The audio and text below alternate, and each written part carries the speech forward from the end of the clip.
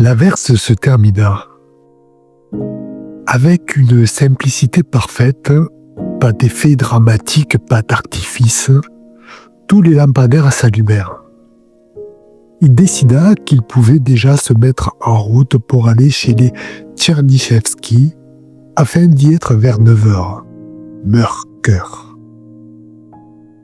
Comme pour les ivrognes, quelque chose veillait sur lui quand il traversait les rues dans cet état. Illuminé par les rayons humides d'un lampadaire, une voiture était arrêtée en bordure du trottoir avec son moteur en marche. Sur sa capote, chaque goutte de pluie tremblait. Qui pouvait l'avoir écrit? Fiodor n'arrivait pas à faire un choix définitif parmi plusieurs critiques immigrés. Celui-ci était scrupuleux mais sans talent, celui-là malhonnête mais doué.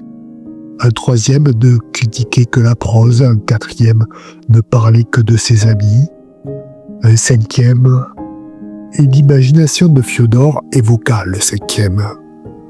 Un homme de son âge, ou pensa-t-il même plus jeune d'une année, qui avait publié dans le cours des mêmes années, dans les mêmes journaux et les mêmes revues d'émigrés. Pas plus que lui. Un poème par-ci, un poème par-là, vécu d'une façon incompréhensible qui semblait tout aussi physiquement naturelle qu'une sorte d'émanation, s'était discrètement revêtu d'une aura indéfinissable célébrité, de sorte que son nom était prononcé pas spécialement souvent, mais assez différemment, par tous les autres jeunes noms. Un homme dont chaque vers corrosif était rapidement et avidement dévoré en cachette par un Fiodor qui se détestait et qui essayait par l'acte même de la lecture d'en détruire la merveille.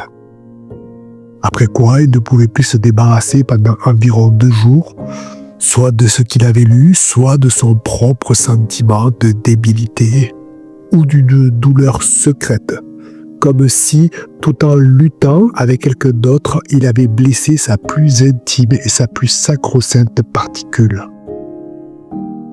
Un homme solitaire, déplaisant, myope, avec quelque chose d'agaçant dans la position réciproque de ses omoplates. Mais je vous pardonnerai tout, si jamais c'était vous.